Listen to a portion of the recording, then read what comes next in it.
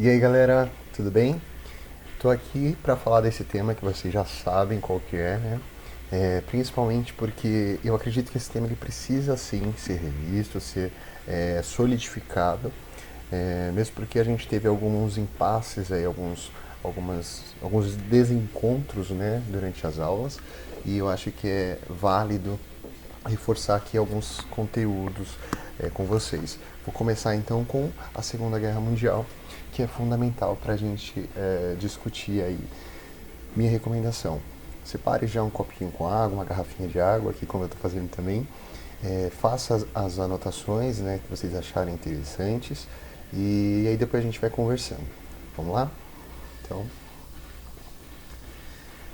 vamos pensar aqui, né? Como que a Primeira Guerra ela terminou? A Primeira Guerra, então, ela terminou principalmente responsabilizando a Alemanha como a culpada, né? Ou a principal responsável aí por todo aquele conflito. É interessante a gente pensar que na Primeira Guerra todos os confrontos eles foram utilizados aí de maneira muito simplista, né? Comparados aí ao que a gente teve na Segunda Guerra Mundial, a gente vai falar um pouquinho mais adiante. Mas tendo isso em mente, vamos ver aqui. A Segunda Guerra Mundial ocorreu entre 1º de setembro de 39 até 8 de maio de 45 e 2 de setembro do mesmo ano. Esse já é uma primeira questão que eu queria reforçar com vocês aqui. A gente está falando que o final da Segunda Guerra Mundial ele acaba em 45, no dia 8 de maio, mas também em setembro no Pacífico. E aí gera uma dúvida aí, mas como que um evento como esse ele pode ter terminado em dois momentos? A gente precisa entender que o evento histórico, né, a Segunda Guerra Mundial, ela foi um chamariz, digamos assim, né? Uma porta de entrada para diversas outras questões.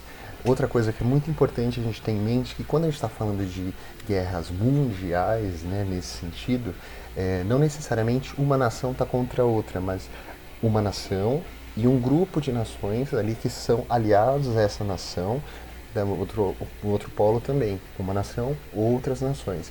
Então, tudo isso vai desencadear aí diversas questões, né?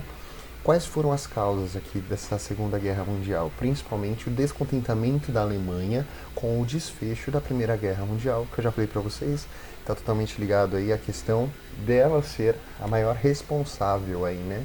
E aí nós já vimos em classe também que a sociedade alemã estava muito satisfeita, politicamente falando, socialmente falando, culturalmente falando, e uma questão que eu queria deixar aqui com vocês é a questão do segundo cérebro.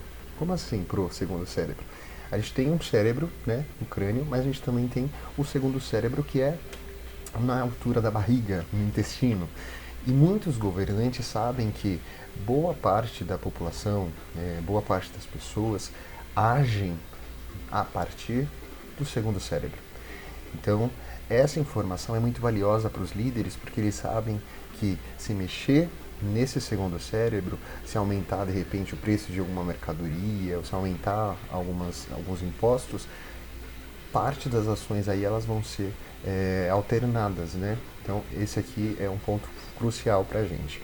Falha da Liga das Nações é um outro ponto que a gente vai ter aqui, né? Então a Liga das Nações ela surge lá no final da Primeira Guerra para tentar conter novos conflitos, mas a gente percebeu que não foi bastante. Nos Estados Unidos a gente vai ter aqui uma abertura dos bancos, né, para muitos empréstimos, para muitos novos comerciantes, o que não vai ser suficiente, gerando aí um descontentamento e principalmente economicamente falando, né, os Estados Unidos ele oferece, né, uma grande tem grande prestígio, né, para a Europa, mesmo pensando que os Estados Unidos de certa forma se desliga da Europa, ele se desliga nesse sentido social, mas economicamente os Estados Unidos ainda precisa, né, desse público europeu, tá? Nós vamos ter aqui a Revolução Russa também que vai ser importantíssima para a causa da Segunda Guerra, porque no território interno da Rússia ali, né, da União Soviética, a gente vai ter uma organização de mudança de mentalidade social muito importante, né? Principalmente liderada ali por pessoas camponesas, por pessoas normais, né? Pessoas comuns. E esse pensamento que é espalhado entre essas pessoas, ele vai ser difundido por toda a Europa e isso vai gerar aí uma necessidade da Europa de se restabelecer, né? De que é possível uma mudança, né, de realidade. Outra questão importante é que a gente vai ter a ascensão, né, o crescimento do nazismo e do fascismo, que em linhas práticas é a mesma coisa, mas em conceito a gente vai ter o nazismo tendo como um personagem principal aí a Alemanha, né, e o Hitler, e nós vamos ter aqui o fascismo em outros territórios alemães. Uma outra justificativa que o nazismo vai utilizar muito bem é a teoria do espaço vital, né? Essa expansão, que seria mais ou menos isso. Hitler e todo o partido nazista vai falar que eles podem conquistar territórios porque é algo que pertence a eles, que está escrito no sangue deles, entende? Então, esse expansionismo, essa teoria do espaço vital, ela vai ser muito forte e ela vai ser é, efetivada, digamos assim, com essas blitzkriegs que a gente já falou em classe, que seriam essas pequenas invasões, essas pequenas guerras de anexações dos territórios. E, inicialmente, essas blitzkriegs que acontecem, elas não chamam muita atenção, né, de modo geral, aí, das outras nações. O fato é que essas blitzkriegs elas vão tocar em pontos que, a partir desse momento, vai gerar aí um sinal vermelho. Então, principalmente, a gente vai ter aqui a anexação da Áustria, dos Sudetos, que seriam aqui territórios pertencentes à Áustria, e a Áustria a gente vai ter aqui grande importância relacionada aqui à Inglaterra também, né? E região, quase toda a região aqui da Tchecoslováquia. Mas o ponto crucial aqui de alerta, né, de sinal vermelho, digamos assim, vai ser a invasão da Polônia. Então, todos os blitzkriegs, ou todas as blitzkriegs que estavam acontecendo anteriormente, elas foram relevadas até que chega esse ponto em que a Áustria e a Polônia elas começam a ser invadidas. E é interessante a gente prestar atenção que a Polônia que ela vai chamar atenção justamente por ser um reduto, por ser um berço, digamos assim, né, um território vastamente ocupado aí por uma população com uma cultura específica, com uma religião muito solidificada, é, e que vai ser aqui um dos maiores alvos, né, de justificativa de todo esse levante. Né? Os alemães eles vão culpabilizar toda a miséria que eles estavam passando, não pelas atitudes que eles tiveram na Primeira Guerra, mas principalmente por conta dessa civilização, né, dessa nação, desse povo, dessa cultura. É claro que isso aqui vai servir simplificadamente como um bode expiatório, sabe? Quando a pessoa não quer assumir os atos e aí coloca a culpa em alguém, é basicamente isso que a gente vai ter aqui. Então, os judeus aqui, inicialmente, eles vão ser perseguidos. É claro que de forma que, quando a gente analisa, né, os passos, né, da Segunda Guerra Mundial, essa perseguição ainda é de uma forma muito velada, é maquiada. As pessoas elas não sabem de fato o que está acontecendo, mas muitos dos judeus começam a ser perseguidos. E aí nós vamos ter, então, as fases dessa Segunda Guerra Mundial. O que eu quero que vocês registrem aí no coração de vocês e também nos cadernos é justamente esses pontos aqui. Não necessariamente as datas, mas os pontos. Nós vamos ter, inicialmente, a vitória, né, do eixo, que vai começar com essas blitzkriegs que eu falei para vocês, que começa a anexação. Depois a gente vai ter um equilíbrio das forças. Que forças são essas? O eixo, por parte da Alemanha, e os aliados por parte aí da Inglaterra, Estados Unidos, que a gente vai falar agora aqui. Quais são esses combatentes, né, do eixo e os aliados? O eixo, como eu já disse, o seu líder aqui, Moore, nós vamos colocar a Alemanha, a Itália e o Japão. Não sei se vocês vão lembrar, mas quando a Alemanha ela entrava em algum conflito na Primeira Guerra Mundial, necessariamente ela estava dirigindo as suas forças para a França, né, para combater a França.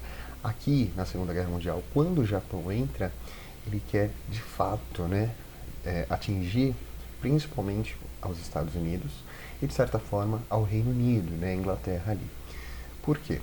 O Reino Unido e a Inglaterra, eles têm algumas semelhanças no sentido de invasão ao Japão, né? Por muito tempo, o Japão aqui foi subordinado em algumas questões econômicas e culturais por parte do Reino Unido. A gente vai falar mais adiante. É só para vocês entenderem então aqui o porquê que o Japão de repente aparece, né? Os países aliados, que a gente fala muito dos aliados e tudo mais, a gente está se referindo então à União Soviética, que hoje a gente costumou, né, habituou-se a chamar aqui de Rússia, os Estados Unidos, o Reino Unido e a França. Lá, logicamente, se a Alemanha está de um lado, a França automaticamente está do outro lado, né? E aí nós vamos ter aqui o Brasil também representando essa participação, apoiando aqui o lado dos aliados, Estados Unidos e a União Soviética. É claro que o Brasil ele vai participar desse confronto justamente no período aqui em que a guerra já está acontecendo. E é interessante a gente prestar atenção que em 1942 é justamente uma época em que o Brasil está passando aí por uma questão de liderança federal, com um líder carismático que cativa a população, mas que tem outros interesses, que a gente já sabe, né, que a gente está falando aqui, que é o nosso querido GV, né, Getúlio Vargas. E aí vamos ver aqui a primeira fase, que é a fase em que a Alemanha se destaca. Então, essas vitórias que acontecem de 1939 a 41. Alemanha e Rússia haviam assinado um pacto de não agressão. Então, durante muito tempo, Alemanha e Rússia, aliás, a partir desse pacto, elas tinham combinado que não iam afetar umas às outras. Só que nós vimos que as Blitzkriegs foram a tal ponto que chegaram ali a Tchecoslováquia e a Áustria, né? E, por consequência, a gente vai chegar aqui na União Soviética. Os alemães conquistaram a Polônia, a Dinamarca, a Noruega, Holanda, Bélgica, França, que eu já disse para vocês aqui, que é uma rival, né, importante, a Iugoslávia e a Grécia. A Alemanha organiza a Operação Barbarossa, consistia em coordenar a invasão do grande adversário dos alemães na Europa, o bolchevismo soviético.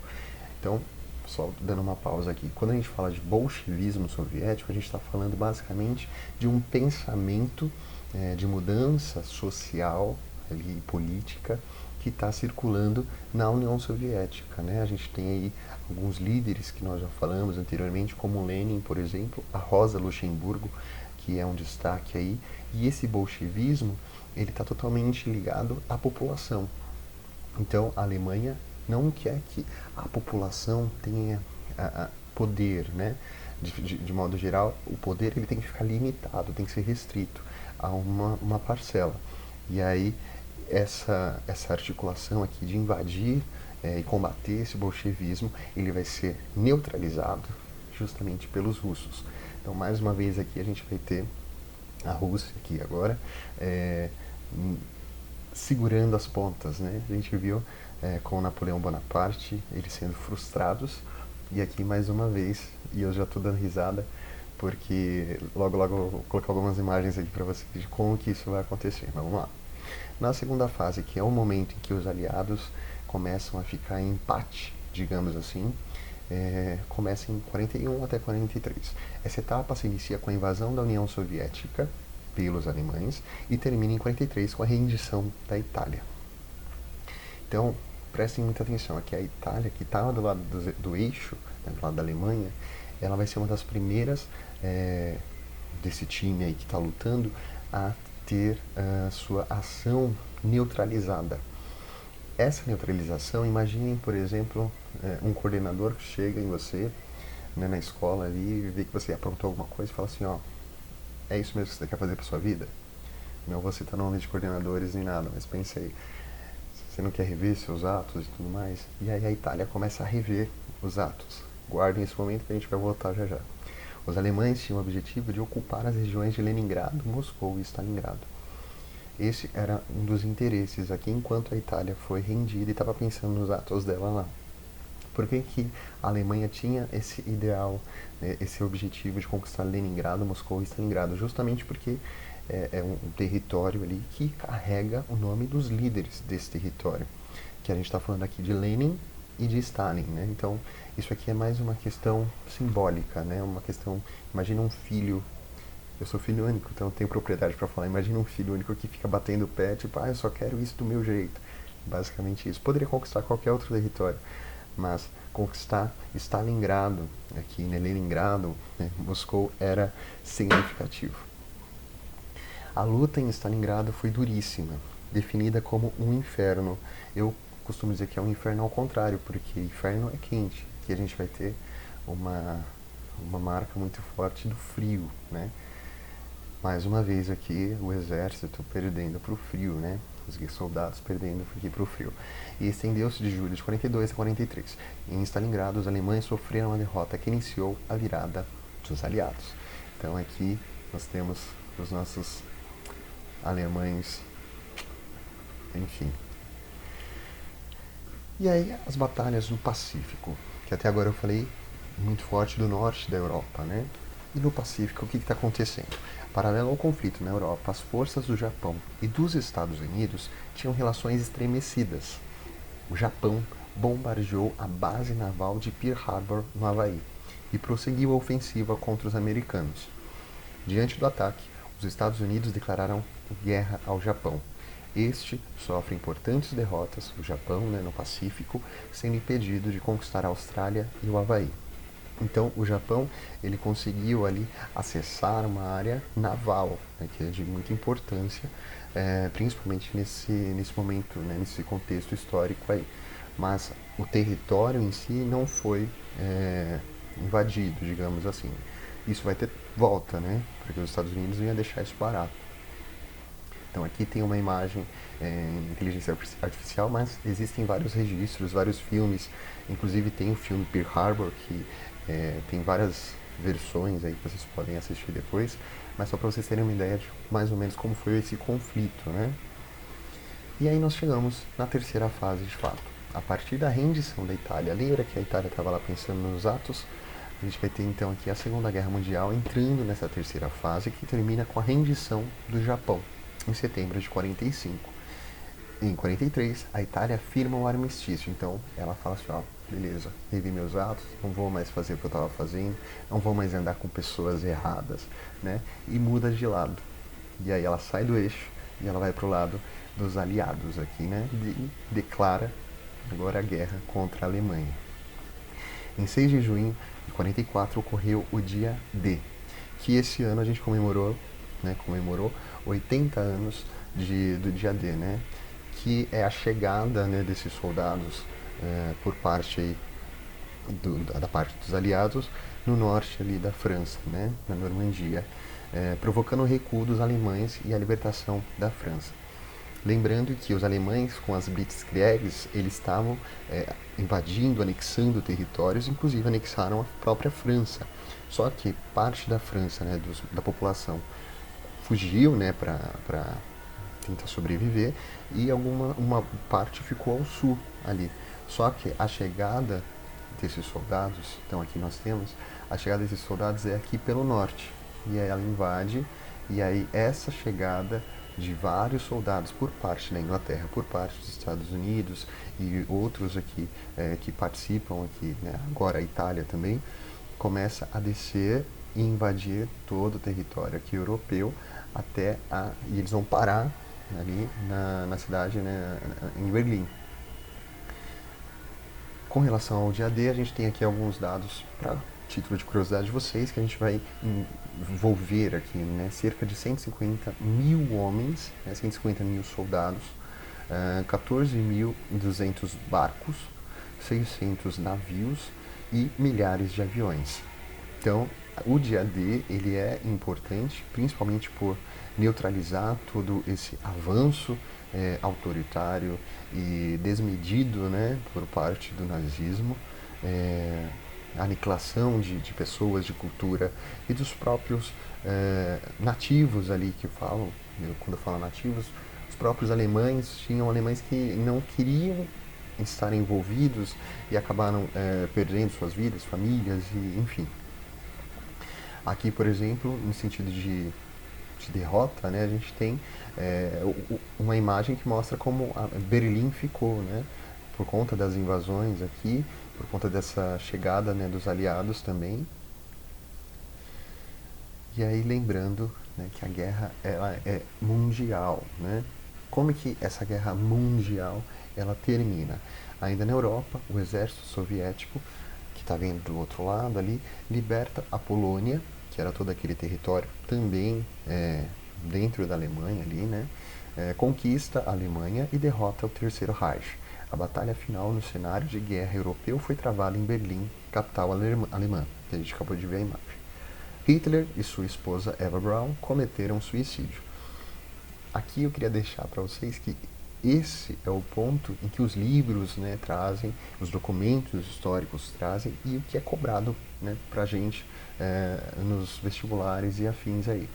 É claro que a partir dessas informações e todo o histórico psicológico também do nosso do líder aqui, aliás, Hitler, fica evidente que algumas lacunas, algumas pontas estão soltas, principalmente porque ele tinha um comportamento muito similar ao de Napoleão Bonaparte de não desistir, de não parar. Então é muito curioso que o Hitler tenha se suicidado, né, tenha tirado a própria vida. Alguns fatos que comprovam ou confirmam essa teoria, né, de que ele não teria realmente tirado a própria vida é que os jornais eles foram muito rápidos em trazer essa notícia. E aqui algumas imagens, deixa eu voltar aqui, algumas imagens elas mostram pra gente, por exemplo, essa foto, não sei se eu vou conseguir abrir aqui, dá pra ver. Essa foto, por exemplo, não indica ou não confirma uma morte, né, necessariamente. Pode ser que ele estivesse aqui dormindo, né, enfim. Nós temos um outro registro aqui, que ele antes de morrer, né, antes de cometer o suicídio, ele pede para que seja queimado e os jogos mortais sejam jogados aqui nessa vala, né, nesse espaço. E aí, tá, como conseguiram identificar? O dentista dele tinha um registro de toda a arcada dentária, e aí os dentes foram comparados ali com esses registros e puderam comprovar que se tratava dessa pessoa. Bom, em 8 de maio de 45, o conflito termina na Europa. Já no Pacífico, a gente está envolvendo outras nações, né? Os Estados Unidos pressionam o Japão, porque o Japão tinha atacado lá, né? Como eu falei para vocês. Em 6 de agosto, então, ó, em 6 de agosto de 45, os Estados Unidos jogam uma bomba atômica sobre Hiroshima. E em 9 de agosto fazem o mesmo em Nagasaki. Então, ó, percebam que na Europa o conflito ele termina em maio. Só que em agosto ainda está rolando coisa aqui, ó. Então, 3 meses depois, a gente ainda tem coisa acontecendo. No dia 6, uma bomba atômica é lançada. E no dia 9, 3 dias depois, outra bomba atômica. Essas bombas atômicas aqui, elas têm capacidade, né, ou tinham capacidade de destruir cidades. Ou seja, o Japão ia continuar com esse conflito, sabendo que já tinha perdido, né, muita coisa. O Japão se rende e aí a gente vai ter, de fato, o fim da Segunda Guerra no Pacífico. Aqui uma imagem, né, para vocês sobre a Hiroshima e sobre Nagasaki, né, da dimensão aqui. E quais foram as consequências, né, da Segunda Guerra Mundial? A Alemanha, dessa vez, ela não foi declarada culpada da guerra, como no conflito anterior, porém passou por um profundo processo de depuração ideológica. O que seria isso, Pro? Quando a gente fala de depuração, a gente está falando então de imagina um vaso, e aí eu quebro esse vaso, e aí eu começo a remodelar esse vaso, né, ou de repente derreter, dependendo do material, e construir de novo. Porque socialmente a sociedade estava toda quebrada, toda bagunçada. Politicamente estava da mesma forma. Economicamente, então era necessário algumas mudanças de valores, né? Porque todo esse movimento foi um movimento alicerçado por um viés de resgate tradicional, né? Quando a gente pensa, por exemplo, na teoria do espaço vital, é justamente uma volta ao que era nosso por direito. E aí chega aquela questão, o que é nosso? O que é ser nosso? O que é direito? O que nós temos? O que nós tínhamos? Sabe, uma questão de mudança realmente filosófica, né, ideológica, a gente vai ter aqui outra consequência importante, que é a criação da ONU, diferente da Liga das Nações. Agora a ONU ela vai ter um papel muito mais efetivo, com sede também nos Estados Unidos. Interessante a gente prestar atenção nesse detalhe. E os países que vão ter cadeira ali nessa confederação, nessa organização, melhor dizendo, também são selecionados países que tenham influência, né, sobre os demais, consistindo em instrumento entre as nações para evitar possíveis guerras, né. O grande vencedor, se a gente puder colocar nessa questão assim, né, de vencedores, seriam os Estados Unidos. Isso não acumulou perdas materiais, no sentido de que o cenário de toda essa guerra aconteceu ali na Europa. Então, as maiores percas, né, digamos assim, em estrutura, em vidas, né, foi na Europa. Os Estados Unidos estava bem distante, embora tivesse a crise de 29 lá em relação aos bancos, a gente vai ter um processo de desenvolvimento que não vai precisar aqui, não vai precisar sangrar de novo, né? Então, basicamente é isso. A Europa vai ser dividida aqui em dois blocos, então a gente vai ter, com a chegada aí da ocupação, né, dos Estados Unidos ali através do dia D, né, com os aliados, a ocupação de uma parte da Europa e, por outra parte, a União Soviética. E aí, sim, a gente vai ter agora um novo conflito, mas um conflito não necessariamente envolvendo a arma, né? Mas é claro, deixando muito claro que arma existe. E a gente pode perceber que os Estados Unidos, eles deixaram muito claro, estou deixando aqui bem evidente isso para vocês, essa questão de arma para eles, né? Vocês viram as bombas. Então, a União Soviética agora, ela vai ter esse caráter de cuidar de uma parte e influenciar também uma parte. Vamos só voltar aqui, que parte que ela vai influenciar. Então a gente vai ter aqui a Polônia, a Hungria, peraí, que não vai dar para vocês verem, né? A Romênia, que vai ser importante aqui, enquanto que os Estados Unidos vai influenciar no sentido capitalista, a França, a Bélgica, a Holanda, principalmente nesse sentido de nós podemos mais. Essas serão as ideias que vão circular aí. Guardem bem esses dois blocos, porque esses blocos, como eu já disse para vocês em outros momentos, cada uma dessas nações influenciam outras nações. E aí, se a gente for parar para analisar, esses países que são influenciados pelos Estados Unidos influenciam também outras regiões. E aí, como eu já vimos recentemente, né, logo eu vou reforçar com vocês, a Coreia, por exemplo, ou a África do Sul, por exemplo, elas vão trazer algumas questões aí de influência, né? Basicamente é isso. O confronto entre as duas ideologias fica conhecido então como a Guerra Fria, porque em outras palavras, esse novo conflito ele vai ser fortemente visto aí, não necessariamente mais por guerras, mas sim por ideologia. Mas é claro que se precisar de guerra, a gente tem. E aí eu deixo aqui algumas indicações para vocês. Hunters, que em português a gente poderia traduzir de forma muito literal, né? Caçadores. E caçadores em que sentido? São caçadores daqueles nazistas que por alguma razão não foram julgados como deveriam ter sido, né? Eles fugiram. Essa é uma teoria que existe até hoje de que circulam aí, principalmente aqui na América e aqui na América do Sul, Argentina, por exemplo, muitos soldados nazistas que não foram julgados, e esses caras aqui, esses caçadores, né, eles têm algum parentesco com pessoas que foram mortas ali, né, durante a Segunda Guerra Mundial, e aí eles vão cumprir esse papel da justiça, né, eles serão justiceiros. Então, essa série é muito boa, tem na Amazon Prime, se eu não me engano são 2 temporadas, mas é muito interessante de assistir os pontos ali de vista que eles trazem, né? Esse filme é o único filme que eu, de fato, indico com caráter histórico. A Queda, As Últimas Horas de Hitler. Até o ano passado ele estava no Prime Video, eu não sei hoje em dia como está, mas eu aconselho, vocês procurem, vale muito a pena, porque ele vai trazer aqui alguns pontos que são ignorados, principalmente quando a gente está falando de produções feitas pelos Estados Unidos, sabe, produções hollywoodianas.